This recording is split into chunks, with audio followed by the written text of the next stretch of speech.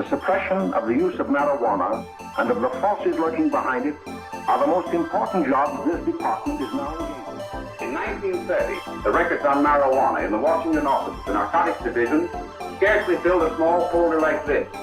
Today, they fill cabinets. Welcome, ladies and gentlemen, Coloradians and everyone that's smart enough to listen from the outside. It's one of the most amazing plants we've ever discovered.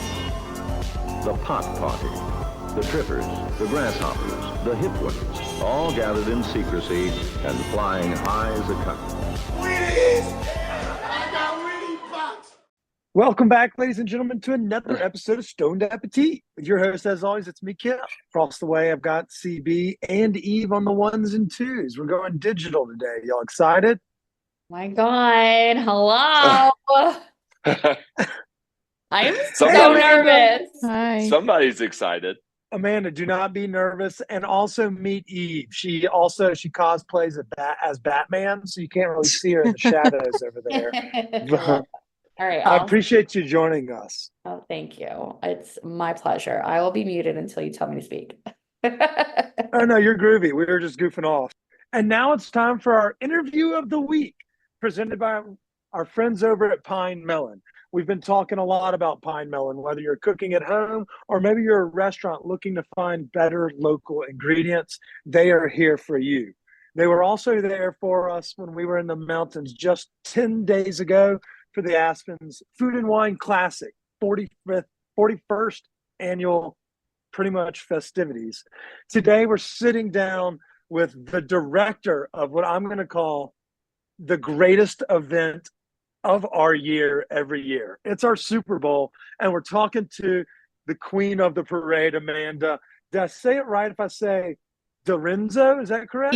It's DeRienzo. Absolutely no one gets it right. Okay. Well, that makes me feel a lot better because I usually butcher our guests' names, but that's nothing new. How are you today, Amanda? I'm good. I'm still reeling, coming down from the high. I was going to ask, I slept for like 2 days after, just nonstop. I think Chris and I were dead to the world on that Sunday and Monday. But Thank you so much for taking the time to join us today. We wanted to kind of obviously recap how the experience was from putting it on your perspective, but also we host events here in Denver and across the city as well. So we want to maybe get some tips for how to make sure ours go as swimmingly as yours did. But we like to ask all of our guests the same question just to kind of get the ball rolling and get to know you a little bit. So I'm going to pass it off to CB and I'm going to go crack a beer. Chris, you do the honors. Oh, beer sounds great. Anyway, so yeah, we start off everything kind of the same. So our first question is, are you a transplant or a local to Colorado? And maybe this doesn't really play here, but we always ask it, so we got to. So yeah, we got to be like, where you're calling in from or something. Yeah. Well, I am currently in New Jersey, so it's certainly not a local to Colorado. And I had never been to Colorado until I started working on the event. Certainly would have probably never gone to Aspen had I not worked on the event. So, but because I've been on the event for 8 years and have been to Colorado now, I don't know, 4 times in 8 years, 4 times a year, each year. I think I've become, Colorado has been kind of like a second home in a way. And I have a newfound affinity for it. I honestly did ask my husband the other day if we should move there. So I think it's growing on me. That's say the that first now step. Because, everybody taste of comes Aspen. Yeah, everybody comes out here for a visit. Everybody talks like, oh, well, I visited once, and then 5 years down the road, I live here. So we will welcome you. But are you originally from Jersey? I am. I'm a Jersey girl. I think that's to no one's surprise if you know me at all. I'm very Jersey the most part, and loud and boisterous really from that angle. But yeah, originally from Jersey, on the East Coast my whole life, went to school on the East Coast, and yeah, that's where I rock out, on the East Coast.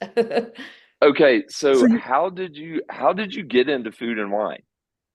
Okay, well, fun story. Why don't we talk about a little bit about like what it is you do with food and wine first before just how we jump right into it. Great question. So I have been on the food and wine events team for 8 years. working specifically only on the Food and Wine Classic in Aspen. It is a year-round venture, and anytime someone tells me, oh, you only work on one event a year, I get real offended because it's a massive one, as you both know. So it's one event, yes, but with several productions throughout. So I manage and direct the Food and Wine Classic in Aspen. So I lead the team to victory. I work with all of our vendors and our sub vendors and all of our advertising partners, and I oversee kind of all the logistics coming in and out and all the things that make it happen and tick and move, and contracts and budgets and all those spreadsheets. And I work with our editorial team very closely to kind of figure out what's exciting, what are they talking about, what do they want to see come to life, and then I take their, brains and their thoughts and then put it into an event format, and then hire all the right people to make all those things move. So, and it was my first year actually doing that role, so I think I nailed it, but that's just my personal opinion. But yeah, and then for the previous 7 years, I've been working with all of our sponsors. So I have a ton of relationships with all of our sponsors and worked year over year to, bring them back and secure their partnerships and secure their deals, and then help them activate on the ground and give them the do's and don'ts.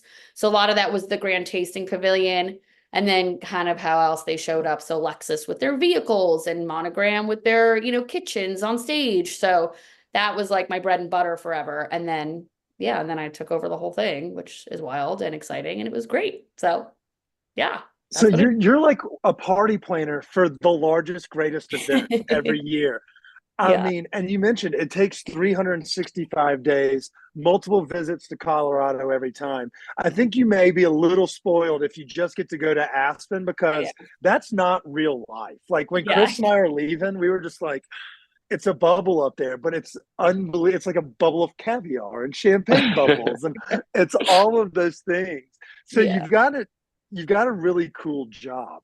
Did you have a history before working with food and wine and throwing events, or did it come from like working more in like a PR sponsorship kind of role? And then was it a love for food and obviously booze and all the accoutrements that made you want to kind of jump into this role? Or how do we find this as because like you said, you thought you killed it. I couldn't agree more. And we don't have the largest sample size. Chris has gone years ago when you were probably still in the team. And my first year was last year. But I can honestly say the 41st and the 40th were both fucking excellent. But how did you kind of find your niche working in this industry? Yeah, well, I grew up working at my parents' restaurant. It's a small cafe, nothing too fancy or cute, but I think that's kind of where my hospitality and like customer service love, even though it was forced upon me at like a very ripe age of 12, I had no choice to work there. Which is like child labor and probably not something I should say out loud. It's all right. We all had those jobs in the South. We all had them as well. We were like, you want to stay living in this house? You're working there. I'm like, got it, noted. So I think that's what fueled that like desire to work in this space. It certainly wasn't like, I'm going to leave here and go work for Food and Wine magazine, by no means. But in college, I also was very involved in like events, and I was a communication major, which means you can do basically anything ever. And then I immediately was drawn to the like all the events happening on campus, and like, how do I get involved, and how do I start working on those and producing them and planning them? And then slowly like got myself super involved in that, and like gave up on school and got myself, that experience, which obviously was for the best interest. And then, post-college, I did a bunch of weird jobs. I worked for, I don't know, a bunch of weird things, but I was in radio, and then I worked for William Morris Endeavor, which is the largest talent agency, and I think now it's Endeavor. And that was also like happenstance. Like it was not, I didn't want to be an agent, but I knew I liked the event world, and I knew those were the people to be in the room with. And I worked on speaking engagements forever. And I used to work on speaking engagements with Gail Simmons. And Gail Simmons actually had this role prior to being Gail Simmons on TV, which I didn't realize this at the time. So when I saw the job after 5 years of talent agenting and realizing I'd rather die than work there, I reached out to her agent who I was close with, and I was like, hey, like this job is posted at Food and Wine. I know Gail obviously knows the Food and Wine world. She comes from there. She still worked there at the time. She was like still a contributor. And I had worked with Gail, but I was like, oh, surely Gail doesn't remember me from booking her travel and getting her to these speaking engagements. Like, you should just reach out to Gail. So I did, took a shot in the dark. And she was like, you would be incredible for this and they would love you. This is like absolutely has to happen. Got me the in, and then I took it from there. So it was Gail Simmons that got me where I am, which I owe her a huge, I mean, last year when I saw her and she knew I was taking over like the reins, she was like, oh my God, I'm so happy to pass the buck to you, which I was like dead for, because Gail Simmons passing a buck to me is like not a thing that should ever happen, but it did. And yeah, and so that's how I got here. That's wild. Yeah, it's cool. It's I pretty didn't cool. know that. I didn't know that that was Gail's previous role because, like you said, a lot of folks know her. Obviously, we're big Top Chef fans, and y'all do a beautiful job kind of marrying like real life with those that we see on TV and having them be very down to earth. And you're exactly when I saw Gail last year, and I may have been hanging out with you when I got to meet her. She was so cool. Like she was So such a cool. nice person and so down to earth. And it feels like your whole team is in that same camp, but same for the people y'all partner with. It's not like while we joke about the bubble of Aspen, like it's very much like these are the people that you worked with in your diner or in any restaurant. They like to just kind of have a glass of wine, goof off, snack and chat. And I mean, it really is quite kind of cool. And so you fit in like a glove taking over that role for her. Bravo.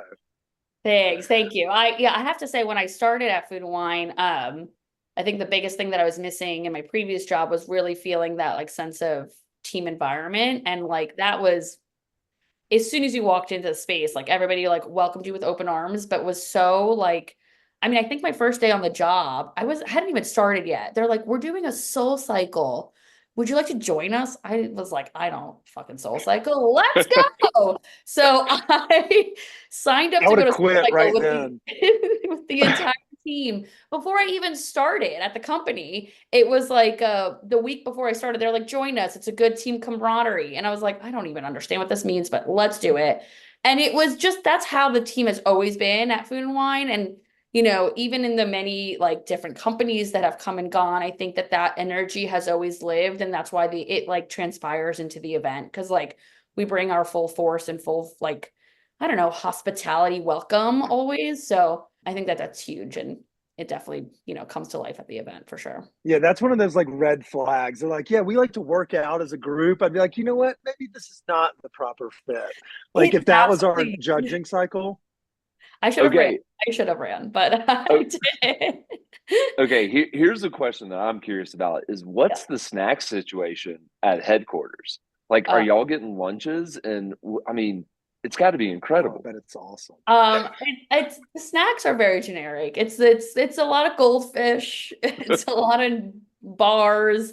But I will say I have never drank and eaten like as nice and well as since I've been working at Food and Wine. Like even back in the old days, like when there's a lot of different people that have come and gone since then, but like there would be, you know, cocktails being made at 3 or 4 o'clock in the afternoon on any regular day. And you would be like, great, pisco sours today. Like, here we go. And it was just like if you were pregnant and worked there, it was fucking impossible. You were like, I can't even fake this, which was very hard. But it was always, there was always like a fun, you know, and if there was someone's birthday or someone's anniversary, or someone was getting married or a baby shower, like the full force, like cheese boards and Shake Shack would be coming in. And like we go all out for those type of things. But on a regular day, it's like a ton of M&Ms and goldfish. So now that you've been at Food and Wine for quite some time, what's the most memorable experience? Besides like Aspen Food and Wine, doing the events, like what's been something that just stood out to you in your time there? Man, I like was dreading this question and I don't know why. I think it just puts the pressure of making it a good response. I don't know.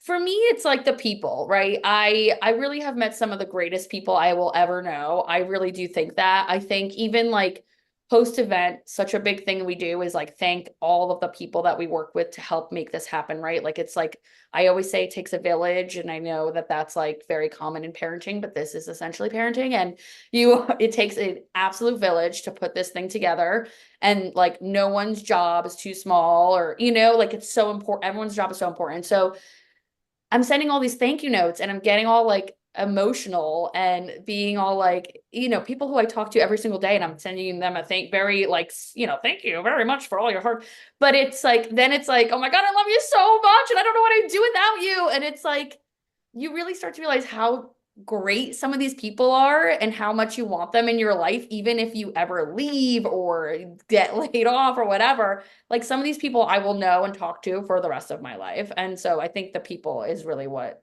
I love the most about this job. Okay, I actually like that answer the most, because now it also kind of throws it over into somebody else's court. It's kind of like punting. She's like, oh, I love the relationships and the friends that I've made along the way. I have. Sure. Yes. I hope she was going to say like the R&D and seeing which restaurants should be highlighted, Chris. Like this year there was a dinner in honor of Gramercy Tavern and, their long historic traditional restaurant out of New York. And last year y'all were promoting the 40th, which was like a grand hoorah. Let's talk a little bit about the 42nd. 420 is one of our favorite numbers. So if y'all need us in any capacity to help promote the 42nd, we're here for you. But how long do you like take a break and breathe for a second, kind of look back and laugh at the pictures before it's like, all right, we got to hit the ground running? And then what are those first steps to kind of getting your ducks in a row for 2025? Yeah. Well, I didn't think about 42nd and 420, but now I will. So thank you. I will keep that into. If we want to have a little cannabis booth, we don't mind helping. Yeah. Noted.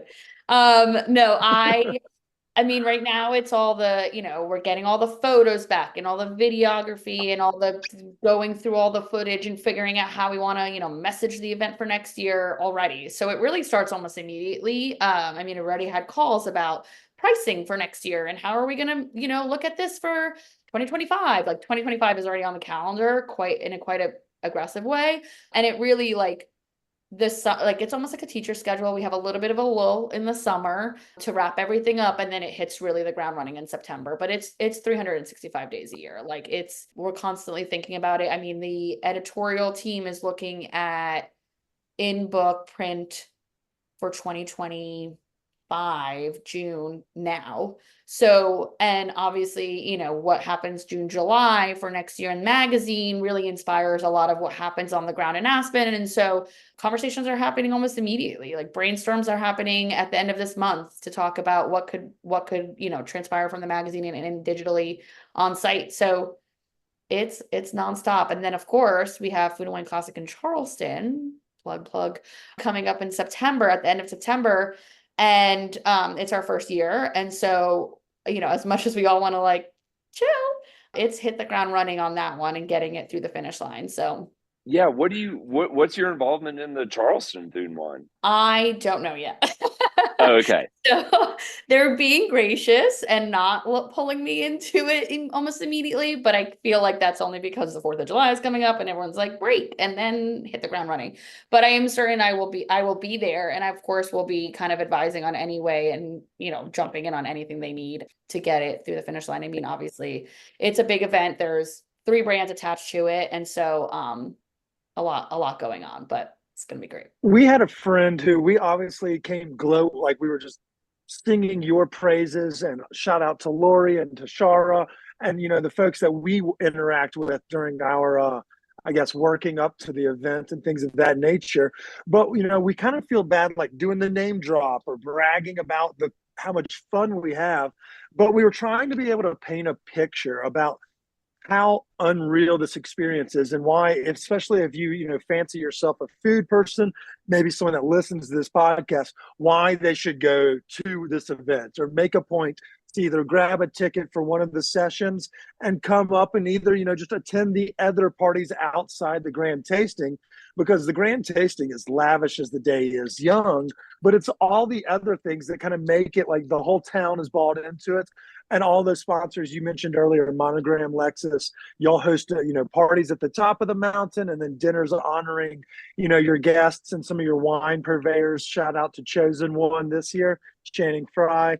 But like, is Charleston the same way? Like, if we were like, ooh, maybe we should go down there, because Chris and I have a lot of Southern roots, and Charleston's a brutally rich, like, food community. Is it kind of in that same vein of like, this is the upper echelon of events for these in the industry? Yeah, absolutely. I mean, I think Charleston provides so much from, a restaurant and food perspective. Like there's so much history there. We're doing a ton of stories about Charleston and the rice story that they're producing in book. That's going to be very, a good callback to the history and all the things that Charleston has produced and brought to life. I think what Charleston will provide is just I think it's going to be totally different in Aspen, but like in the best ways, right? Like Aspen's such a small, unique town, and there's so much luxury to it. And it's such a unique kind of not real place, as we always like to say. And then Charleston is like that, just has cultural and foodways, and it opens up so many like experiences and moments. I mean, there's like this tailgate that's happening with Southern Living. That's going to be like this 4-hour event with like food and drink and demos and Tyler Florence and Rodney Scott. And it's just going to be like insane. And that's just a piece of the weekend, right? So it's very similar to Aspen, where there's like the hubs are, at the end of the day, the centerpiece is the grand tasting and the cooking demonstrations and the wine tastings and all the beverage seminars. And then there's all these other things that kind of encompasses so much of the brand but then the city, right? And what makes it so special. So Explore Charleston is a big partner of ours. And so highlighting Charleston in a large way will be a big part of it. So yes, you should come, and you should invite all your friends.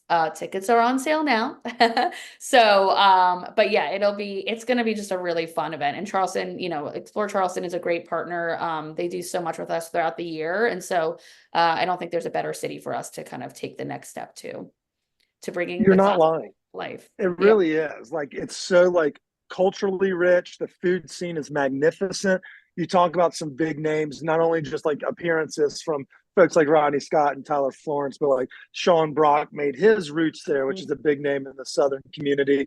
I mean, there may not, it's kind of like New Orleans, but cleaner in every aspect. Like Yeah. you can still get food from the gas stations, but like every restaurant has dimes, because you can't thrive in that community if you're not serving up great food. So I am very eager. I may end up taking you up on that. That's September 27th weekend. Is that correct? I think it's, September 26th and 27th and 28th. It's the last weekend. Yeah. Yeah. So for those that are listening, we have a larger Southern contingency than most in Colorado should. So if you're like, Kip has painted such a gorgeous picture about Aspen, we might as well go. It's right here in our backyard. So I dig it. Is it kind of like you mentioned Tyler and Rodney being there? Is it star-studded? Is that one of the more harder parts? Like, we've gotten the opportunity to meet and get to know a lot of folks from the Food Network and from Bravo's Top Chef through the Aspen scene. Is that kind of like pulling teeth or herding cats? You mentioned your team and like wrangling. Is it the same way, trying to get like which guest appearances? Guy Fieri was there last year. AZ has always been a big supporter of this event, at least the one in Aspen. Do we have to start doing that now? Like, will Guy Fieri be free in the middle of June 2025? Like, we're starting to kind of already press those calls to PR firms and things. Definitely. I mean, we even start asking people when we're in Aspen, like, can we get you back here? We'll do this again next year. And luckily we do have such, like you said, Andrew Zimmer and Mani, a lot of them are like diehards, and feel the same way for them. So they're like some of our first asks, because we just know that they're tried and true and will always deliver. I mean, we can't always predict their schedules, but always try to. But the good thing about Aspen is it's the third weekend of June almost nearly every year. Next year it's the June 20th through the 22nd. So plug for that as well. So we start asking chefs as soon as possible and getting them on their calendar, just being like, save the dates, like we will talk about more when we know more, but please save the dates. And then it is like hurting cattle because everyone is so busy and everyone has so much, and there's so many other events now. There's a lot of other things to do, and it's great. We, share all the love, but we know, we're very lucky to have people who want to come back year over year and be a part of it. So I feel like, Chris, that's like getting the call when you're in like AAA. It's like, oh yeah, I was gonna do this smaller event, like even if it's Pebble Beach but something of that nature. And they're like, no, do you want to come to Aspen? It's like, I've already blocked off next year for us, Chris. And we even made Eve jealous, which we didn't think she would ever want to like go on a trip with us. So when she was like, yeah, actually I am jealous, I was like, fuck, I feel like we're taking Eve the whole needs to fam come next year. I feel like these boys needs a woman, maybe to keep them in check. They were It won't work. dead on Sunday. So. Sunday was a little bit of a No. tough day. We were like, someone needs to be there with the Pedialyte and y'all should actually. That's the great idea. Have someone like at the end of be like, here, don't forget to grab one of these Otter Pop, the Pedialyte like suckers or frozen popsicles. That's actually a genius idea. If you need me to reach out to them on y'all's behalf, I will. Them and Twisted Tea. I know those two companies like the back of my hand. Thank you for giving us a little insight into your, hectic as hell life and schedule. Obviously, it sounds like you love what you do, so it doesn't feel like you're actually as hectic or hellacious as we make it kind of out to be. These next couple of questions we're going to ask are a little bit off the food and wine. So we'll tell you to take off the food and wine hat, and we're going to get to know Amanda, the person, and let our audience get to know you a little bit better as well. And these questions are presented by our friends over at Seed Money Consulting. If you're looking for a tax firm in this year, it doesn't matter if it's tax season or not, they're here to help. They'll keep your books in line 24/7, 365. So as Amanda starts planning for 2025, you should be too. That's why you should reach out to our friends over at Seed Money Consulting. It doesn't matter if you tell them or not. All that matters is that you get your finances in order and don't leave money on the table if you're a small to medium-sized business. All right, Amanda, here's the first question. Let's say you worked your ass off for like a week straight in Aspen. Mm-hmm. What's that like? Okay, when I get home, I'm going to feast on this one meal. Maybe it's like your parents' diner. Maybe it's a local pizzeria in Jersey. What is that guilty pleasure? Oh, I need that taste of home, especially after I just worked my ass off nonstop for a week. That's a tough one, but I think for me this year, it was like sushi. I came home, ate like copious amount of sushi, and I don't know why, because I also had sushi in Aspen, but maybe because it's not like the best there. Oh fuck! Shots fired. That's not true. We all know that there is one very good. I'm not gonna say names, but that's what I feasted on for some reason. That was just, I literally ate my weight in sushi, and I don't know why, but that's what it was this year. So sushi it is. Okay, well, also on top of that though, I just want to figure out what's your guilty pleasure late night snack. Talenti chocolate chip ice cream gelato, I guess it's called, with chocolate syrup, or a cheese board. Like just the whole cheese, like all the cheese and meats and crackers. It's horrible. I should stop, but it's my favorite. And with wine, obviously, not alone. Oh, yeah. It wasn't, no, I invited the husband in. It was like, no, I paired it with wine, dog. Yeah. It's like, that's a late night snack. A lot of times it's just me eating it alone, but that's fine too. Yeah, with my wine. Okay. Do we call it a pork roll or Taylor ham? Oh, fuck, I hate this. I call it Taylor ham. Okay. Yeah. Chris, it's on you. But it could be either, and I'm okay with either. No, you can't do that. I am though, because I definitely say pork roll sometimes too, but it's Taylor ham. Okay, it's Taylor ham. Okay, so this one you may have to think back to childhood or whatever, but if you could be any cartoon character, who would you be and why? Easy. Daria. What an answer. Because she hates everything, and I love that. That's a great answer. It's so angsty, and like as a child, I didn't appreciate it, but now as a woman in my whatever's, doesn't matter how old I am, totally get her, totally understand. Hate the world too, girl. I feel like she kind of reminds me a little bit of Eve, and it may be more of the intro video where she's just so like, I don't want to go after that ball. But like her sister's like the exact opposite. It's like a golden retriever and a cat. You know, like one of them just like wants to like stay away from me, and the other one's like just a puppy dog. You know, it's great. I have not heard that answer. That's a good call, Chris. This one may be equally relatable, but if you were a dinosaur, what dinosaur would you be? I would be a triceratops because Okay. I have a thing about threes. Maybe because I come from like I'm a girl, three girls, two sisters. But also I read once that a triceratops could kick a T-Rex's butt.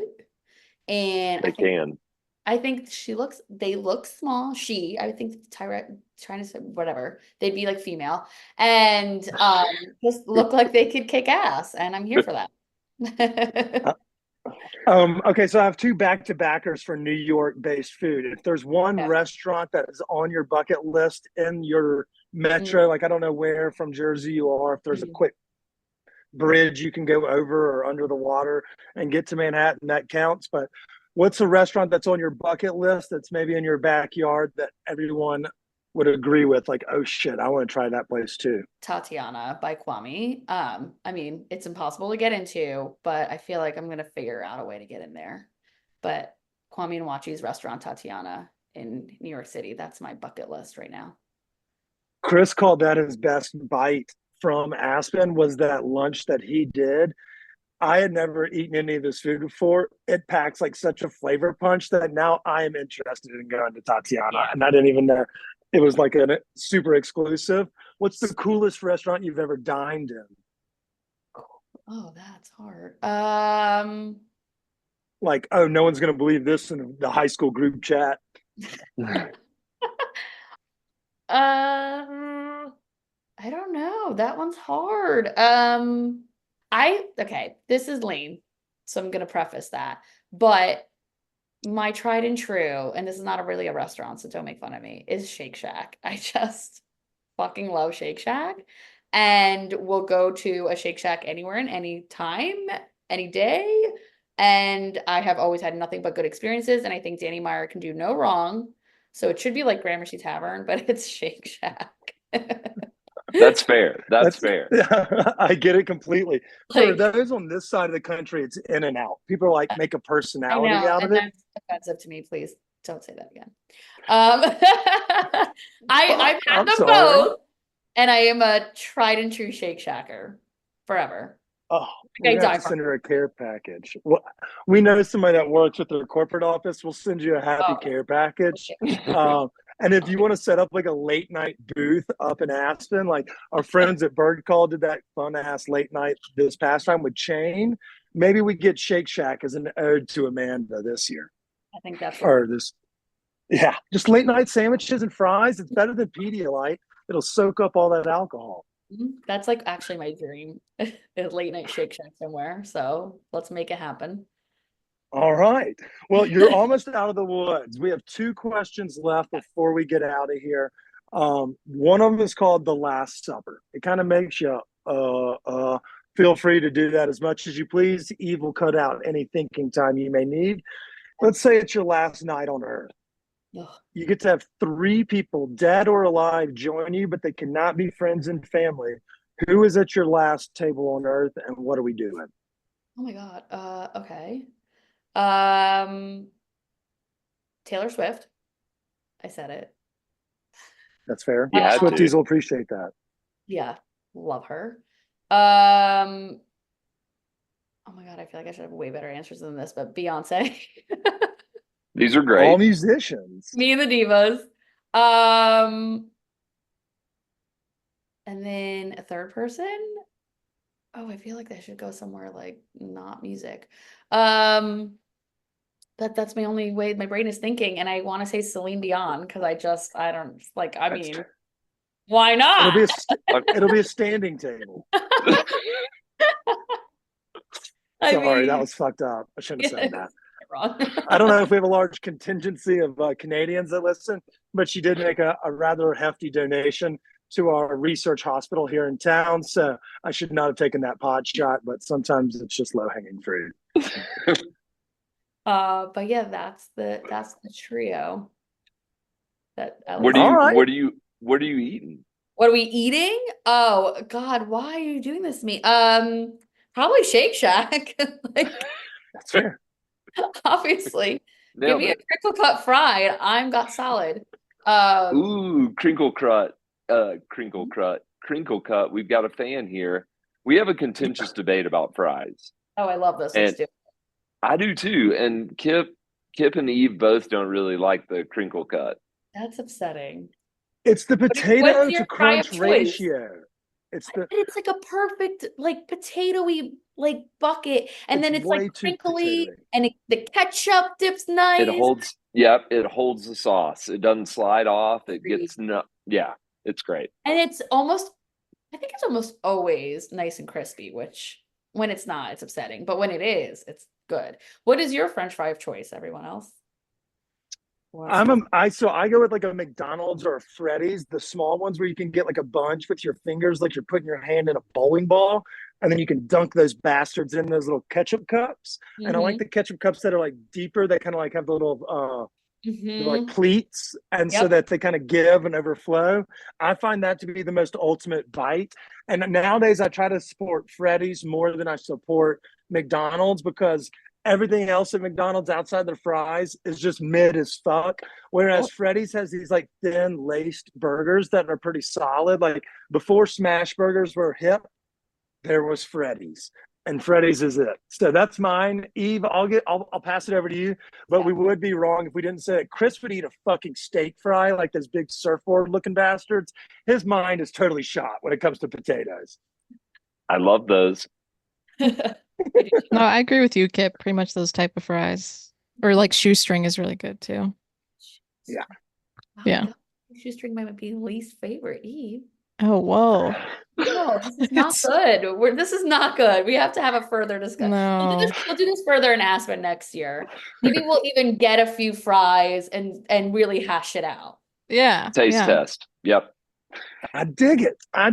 Love Amanda, we're gonna have to start asking everybody what's their favorite potato, and then everyone's just gonna judge our guests directly based off of their French fry of choice.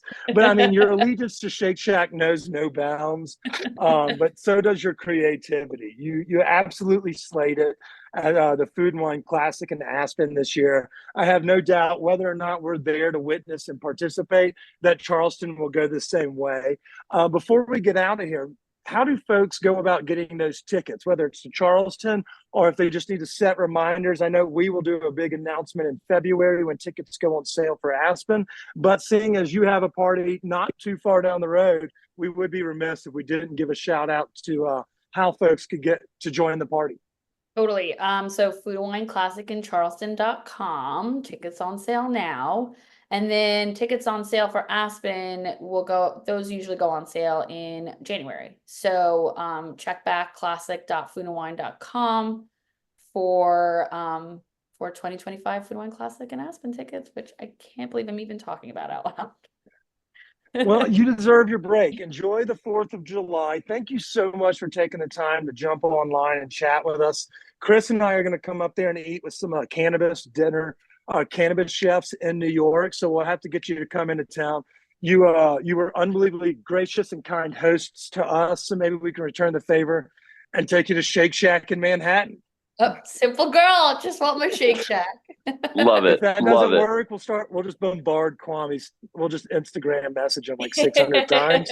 He was so nice and kind, like took time to speak and chat with us. Like, he was a hoot and a holler, and so was everybody. You have an unbelievable team, and y'all put on, hands down, we call it our Super Bowl, but it is the greatest week of the year, and we just can't tell you how much we appreciate all that y'all do and the 364 days of work you put into it. So thank you so much. Thanks, guys. You guys are great fans and partners, and we're happy to have you. So thank you. Thank you. Amanda, go enjoy your vacation. You're supposed to be like at like the Jersey Shore or something, hanging out with that's Snooki. probably where I'm going in just in a couple hours. So Are you really? I think so, yeah, for dinner. Look at Be that. safe out there. I don't know how that fucking geography works. They're all like so close. Like the shore, is it close to the cities? Like, and then there's like a hodgepodge. You can get That's to the best part Connecticut of quicker. Jersey. You could get to the city, you could get to the shore. Everyone hates it, but it's awesome. Great tomatoes. So maybe we'll have to hit up Jersey while we're out there, Chris, doing a little fine dining exploring. Amanda, thanks again. I hope you have a wonderful afternoon. To everyone listening at home, y'all stay high, stay hungry. Food and wine. Cheers. Cheers.